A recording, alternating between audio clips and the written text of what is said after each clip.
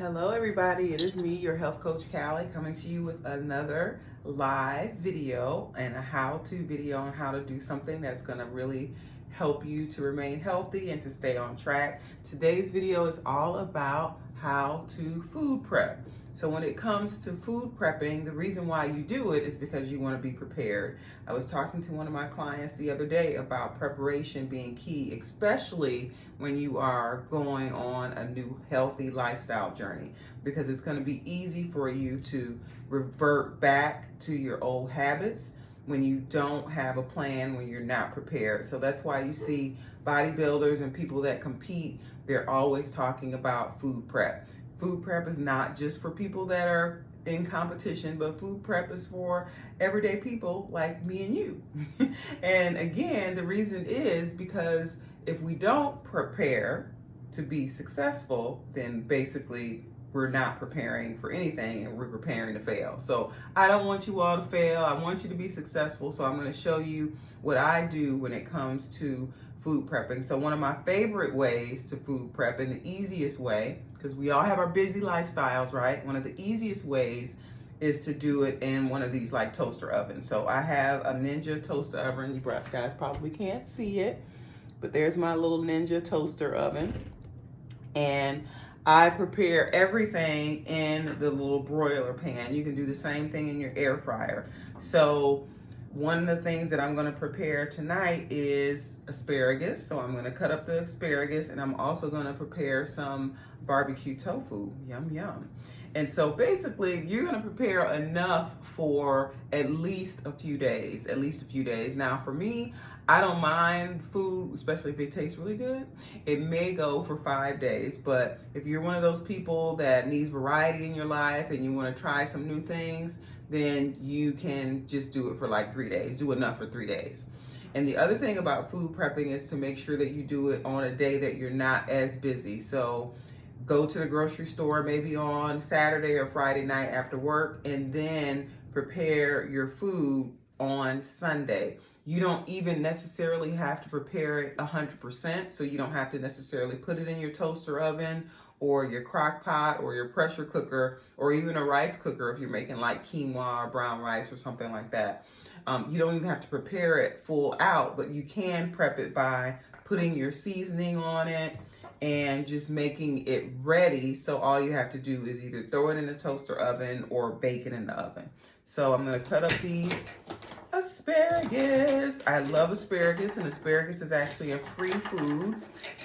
It is very, very good for us, and it's also a protein source, believe it or not. And asparagus is considered a cruciferous vegetable, which means it's going to give us a lot of fiber, and it's going to help us to feel fuller longer. And you're probably wondering, like, who likes asparagus? For asparagus, just like anything else, it's all about what you put on it. All right, so I'm just gonna cut these up, and I'm gonna put them to the side, and I'm gonna spread them out here on my tray. And you can do this for your family as well, because it just kind of takes the pressure off of you. Then when you get home from work, you don't have to worry about what am I gonna eat. You don't have to worry about what am I gonna eat at lunchtime, because when we have to think about what we're gonna eat and we're used to doing something over and over again that's not as healthy, like grabbing something from, the local fast food restaurant, or grabbing some snack that we know is not good for us from the vending machine, that's when we get in trouble. And I want to help you all to be successful. So I'm just going to cut up my tofu in cubes. Maybe I'll do a how to prepare tofu video, because I'm not that great at tofu, but I'm much better than what I was before, that's for sure. So with tofu, it's just made from soybeans, essentially. It's top of the Asian cuisine food chain, that's for sure. So I'm going to cut these up in cubes. And the key to cooking anything that is vegan or plant-based is to season it. You just have to put as much love into preparing your plant-based food as you would anything else. So I'm going to lay these cubes down. They kind of look like a little, I don't know, tofu strip. So I'm going to lay these cubes down on my tray. And if you're making this for multiple people, then you may have to do this, 2 or 3 times. And then I'm just gonna season everything. So I'm gonna put some poultry seasoning on my tofu. If you feel like you need something that tastes like chicken, I'm gonna put some poultry seasoning on the tofu. So it's like a one-stop shop, because you can put everything on the same pan. And then I'm going to use what we talked about earlier, the Perfect Seasoning by Goya, which I love. I'm gonna put that on my asparagus. There's no salt in this, so you don't have to worry about that. And this also doesn't have MSG in it. All right, so I'm gonna put a little bit on my tofu as well, because again, the key to having something really, really tasty is to season it. I'm gonna put some black pepper on my asparagus, give it a little kick. And then I'm gonna use some paprika on our tofu as well. All right, and you can also marinate your tofu overnight in your spices, or if you're making your own marinade, you can marinate it overnight, basically. Because when you marinate it overnight, then the seasoning gets all in the tofu really, really well. You should marinate it for at least 24 hours. And you can marinate it in a glass container or mason jar or something like that. All right, so I've got all of this prepared. I'm just gonna set this to the side. As you can see here, that's how it looks. I'm gonna actually mix up my asparagus a little bit. And you can do this with broccoli. You can do the same thing with cauliflower.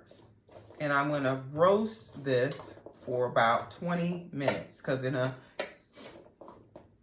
in one of these roasters, or this is actually is an air fryer, a roaster, and a dehydrator. Let's see, what else does it do? Does it do air broil as well, all in one, which I also love. So I'm gonna mix that up a little bit.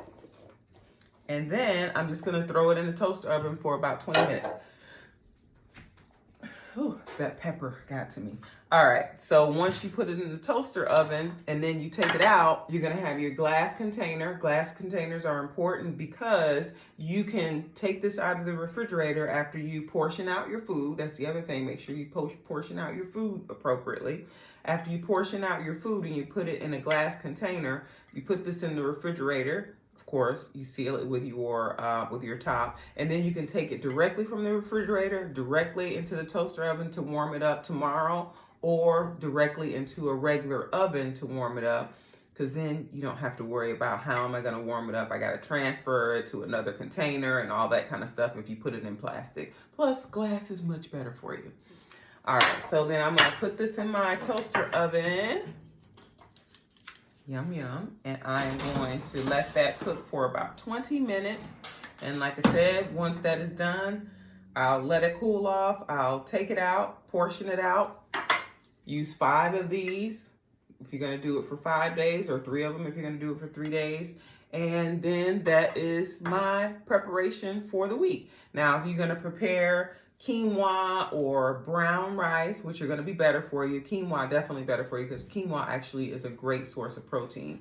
You can make quinoa in your rice cooker, or you can even put it in your pressure cooker and make a lot of it to last you for the entire 3 to 5 days. So that is our video on how to food prep, and I hope you all are doing amazing and staying and sticking to your goals. You know, your heart health and just your entire health completely matters, and what we put in our mouths definitely makes a difference in terms of the trajectory of how we live, how well we live, and our quality of life as we get older. All right, age, it does not automatically happen where you turn a certain age and now everything falls apart. It starts to fall apart because of the things that we're not giving ourselves in terms of nutrients. So lots of great vegetables is important. Eating fruit is important, because all of these are what I consider nature, God's food that he created for us to be healthy and well and create an alkaline experience in our body, reduce inflammation. And so the more of that you can have, the better off you're going to be, the better you're going to feel, and not be on a bunch of medications as you get older. Be able to travel, be able to, run around with your grandchildren. Whatever it is that you want to do, you'll have a better and higher quality of life. So that's my tip on food prepping from Coach Callie. And again, you all have a wonderful night, and I will see you on the next video.